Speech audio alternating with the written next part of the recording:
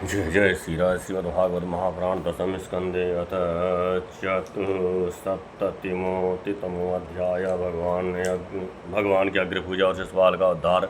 श्री सुखदेव जी कहते हैं, परीक्षित, धर्म युधिष्ठिर जरासंध का वध और सर्वशक्तिमान भगवान श्री कृष्ण की अद्भुत महिमा सुनकर बहुत प्रसन्न हुए और उनसे बोले। धर्मराज युधिष्ठिर ने कहा, सच्चिदानंद घन सच्चिदानंद स्वरूप श्री कृष्ण त्रिलोकी के स्वामी ब्रह्मा शंकर आदि और इंद्राद लोकपाल सब आपकी आज्ञा पाने के लिए तरसते रहते हैं, और यदि वह मिल जाती है तो बड़ी श्रद्धा से उसको स्वीकार करते हैं। अनंत हम लोग हैं तो अत्यंत दीन, परंतु मानते हैं अपने को भूपत और नरपत। ऐसी स्थिति में हैं तो हम दंड के पात्र, परंतु आप हमारी आज्ञा स्वीकार करते हैं और उसका पालन करते हैं। सर्वशक्तिमान कमल नयन भगवान के लिए यह मनुष्य लीला का अभिन्न मात्र मनुष्य लीला का अभिन्न मात्र है। जैसे उदय अथवा अस्त के कारण सूर्य के तेज से घटती या बढ़ती नहीं होती, वैसे ही किसी भी प्रकार के कर्मों से ना तो आपका उल्लास होता है और ना तो ह्रास ही, क्योंकि आप सजातीय विजातीय और स्वगत भेद से रहित स्वयं परब्रह्म परमात्मा हैं।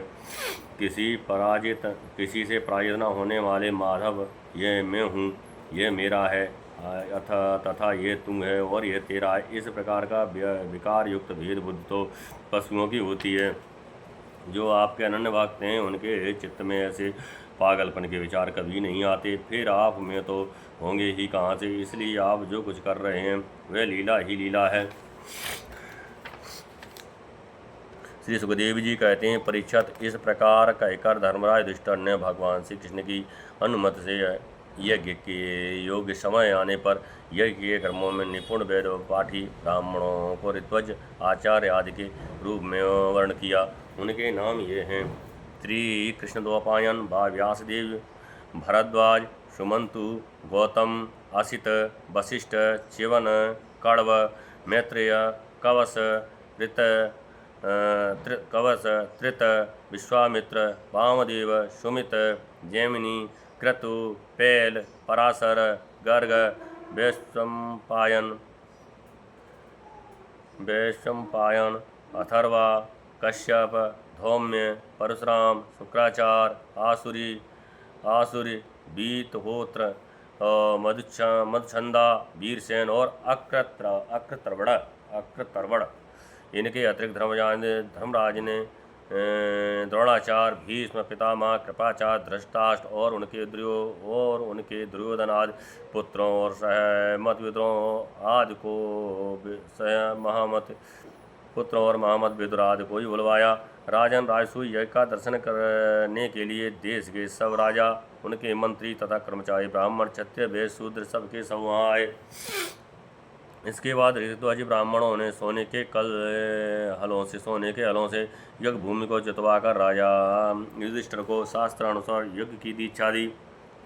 प्राचीन काल में जैसे वरुण देव के यज्ञ में सबके सब यज्ञ पात्र सोने के बने हुए थे, वैसे ही युधिष्ठिर के यज्ञ में भी पांडुनंदन महाराज युधिष्ठिर के यज्ञ में निमंत्रण पाकर ब्रह्मा जी, शंकर जी, इंद्राद लोकपाल अपने गुणों के साथ, सिद्ध और गंधर्व, विद्याधर, नाग, मून, यक्ष, राक्षस, पक्षी, किन्नर, चारण, बड़े बड़े राजा और रानियां, ये सभी उपस्थित हुए।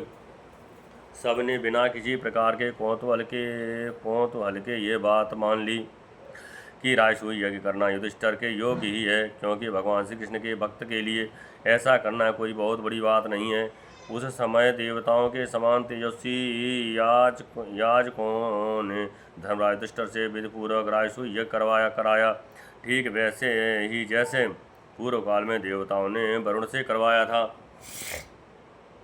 सोमलता से रस निकालने के दिन महाराज युधिष्ठिर ने अपने परम भाग्यवान याजकों और यज्ञ कर्म की भूल चूक का निरीक्षण करने वाले सदस्पतियों का बड़ी सावधानी से विधिपूर्वक पूजन किया।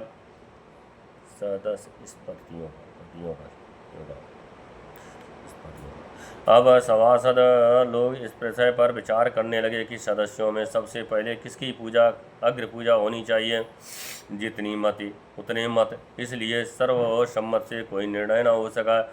ऐसी स्थिति में सहदेव ने कहा, यदुवंश शिरोमणि भक्तवत्सल भगवान श्री कृष्ण ही सदस्यों में सर्वश्रेष्ठ और अग्र पूजा के पात्र हैं, क्योंकि यही समस्त देवताओं के रूप हैं और देश काल धन आदि जितनी भी वस्तुएं हैं उन सब के रूप में भी ये ही हैं।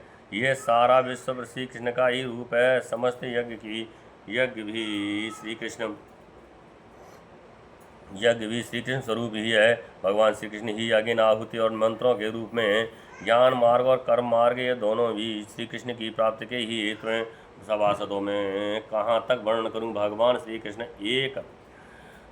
कृष्ण वह एक रस अद्वितीय ब्रह्म है, जिसमें सजातीय विजातीय और स्वागत भेद नाम मात्र का भी नहीं है। ये संपूर्ण जगत उन्हीं का स्वरूप है। वे अपने अपने स्थिति और जन्म, अस्तित्व, वृद्धि आदि क्षय भावी विकारों से रहित हैं। वे अपने आत्म स्वरूप संकल्प से ही जगत की सृष्टि पालन और संहार करते हैं। सारा जगत श्री कृष्ण के ही अनुग्रह से अनेकों प्रकार के कर्म का अनुष्ठान करता हुआ धर्म अर्थ काम और मोक्ष रूप पुरुषार्थ का संपादन करता है। इसलिए सबसे महान भगवान श्री कृष्ण की ही अग्र पूजा होनी चाहिए। इनकी पूजा करने से समस्त प्राणियों की तथा अपनी भी पूजा हो जाती है। जो अपने दान धर्म को अनंत भाव से युक्त करना चाहता हो उसे चाहिए कि समस्त प्राणियों और पदार्थों के अंतरात्मा भेदभाव रहित परम शांत और परिपूर्ण भगवान श्री कृष्ण को ही दान करें। परीक्षित सहदेव भगवान की महिमा और उनके प्रभाव को जानते थे। इतना कहकर वे चुप हो गए। उस समय धर्मराज युधिष्ठिर की यज्ञ सभा में जितने सत्पुरुष उपस्थित थे सबने एक स्वर में बहुत ठीक कहकर सहदेव की बात का समर्थन किया। धर्मराज युधिष्ठिर ने ब्राह्मणों की ये आज्ञा सुनकर तथा सभासदों का अभिप्राय जानकर बड़े अत्यानंद से प्रेमोद्रेक से विहल होकर भगवान श्री कृष्ण की पूजा की। अपनी पत्नी, भाई मंत्री और कुटुंबियों के साथ धर्मराज युधिष्ठिर ने बड़े प्रेम और आनंद से भगवान के पांव पखारे तथा उनके चरण कमलों का लोक पावन जल अपने सिर पर धारण किया। उन्होंने भगवान को पीले रेशमी वस्त्र और बहुमूल्य आभूषण समर्पित किए। उस समय उनके नेत्र प्रेम और आनंद के आंसुओं से इस प्रकार भर गए कि वे भगवान को भली भांति देख भी नहीं सकते थे। यज्ञ सभा में उपस्थित सभी लोग भगवान श्री कृष्ण को इस प्रकार पूजित सतकृत देखकर हाथ जोड़े हुए नमो नमो जय जय इस प्रकार के नारे लगाकर उन्हें नमस्कार करने लगे। उस समय आकाश से स्वयं ही पुष्पों की वर्षा होने लगी। परीक्षित अपने आसन पर बैठा हुआ शिशुपाल यह सब देख सुन रहा था। भगवान श्री कृष्ण के गुण सुनकर उसे क्रोध हो आया और वह उठकर खड़ा हो गया। वह भरी सभा में हाथ उठाकर बड़ी असह्यता किंतु निर्भयता के साथ भगवान को सुनाकर अत्यंत कठोर बातें कहने लगा। सभासदों, श्रुतियों का ये कहना सर्वथा सत्य है कि काल ही ईश्वर है। लाख चेष्टा करने पर भी वह अपना काम करा ही लेता है। इसका प्रत्यक्ष प्रमाण हमने देख लिया कि यहाँ बच्चों और मूर्खों की बात से बड़े वयोवृद्ध और ज्ञान वृद्धों की बुद्धि भी चकरा गई है। पर मैं मानता हूँ कि आप लोग अग्र पूजा के योग्य पात्र का निर्णय करने में सर्वथा असमर्थ हैं। इसलिए सदस्यपतियों, आप लोग बालक सहदेव की ये बात ठीक न माने कि कृष्ण ही अग्र पूजा के योग्य हैं। यहाँ बड़े तपस्वी, विद्वान, व्रतधारी, ज्ञान के द्वारा अपने समस्त पाप तापों को शांत करने वाले परम ज्ञानी, परम ऋषि, ब्रह्मनिष्ठ आदि उपस्थित हैं, जिनकी पूजा बड़े लोकपाल भी करते हैं। यज्ञ की भूल चूक बतलाने वाले उन सदस्यपतियों को छोड़कर ये कुल कलंक वाला भला अग्र पूजा का अधिकारी कैसे हो सकता है? क्या कौआ कभी के प्रोडाक्स का अधिकारी हो सकता है? न इसका कोई वर्ण है और न तो आश्रम कुल भी इसका ऊंचा नहीं है। सारे धर्मों से ये बाहर है। वेद और लोक मर्यादाओं का उल्लंघन करके मन आचरण करता है, इसमें कोई गुण भी नहीं है। ऐसी स्थिति में यज्ञ पूजा का पात्र कैसे हो सकता है?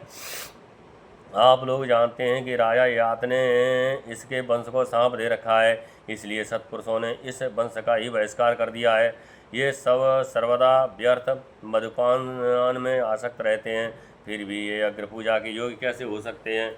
इन सब ने ब्रह्म ऋषियों के द्वारा सेवित मथुरा आदि देशों का परित्याग कर दिया और ब्रह्मवर्चस्व के विरोधी वेद चर्चा रहित समुद्र में किला बनाकर रहने लगे।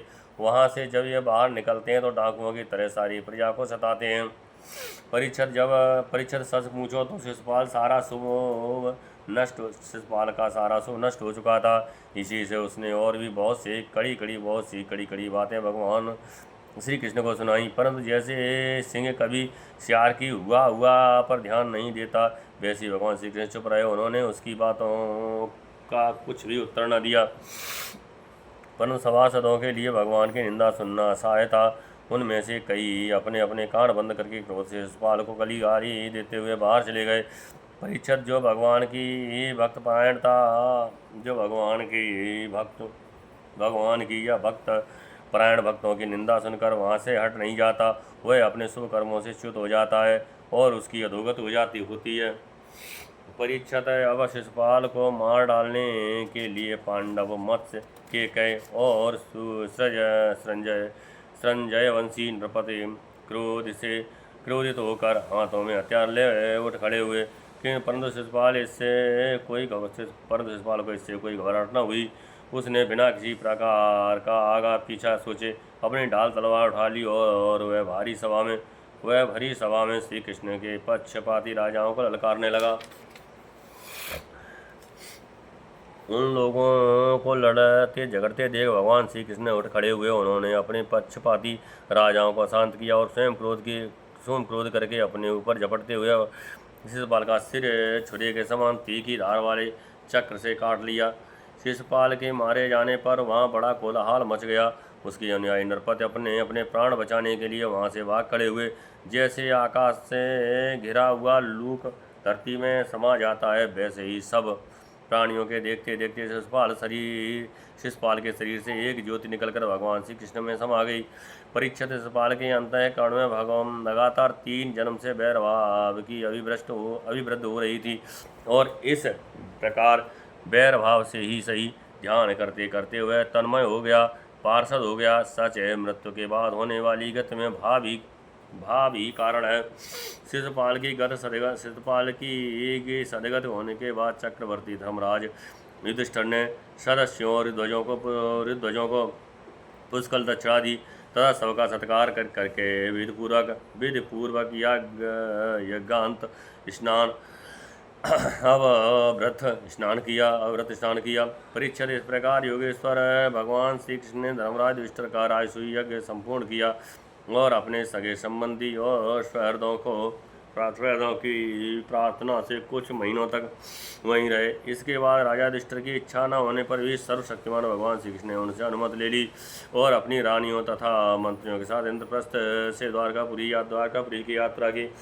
परीक्षित में यह उपाख्यान तुम्हें बहुत विस्तार से 7वें स्कंद में सुना चुका हूँ कि वैकुंठवासी जय और विजय सनकादि ऋषियों के सांप से बार बार जन्म लेना पड़ा था।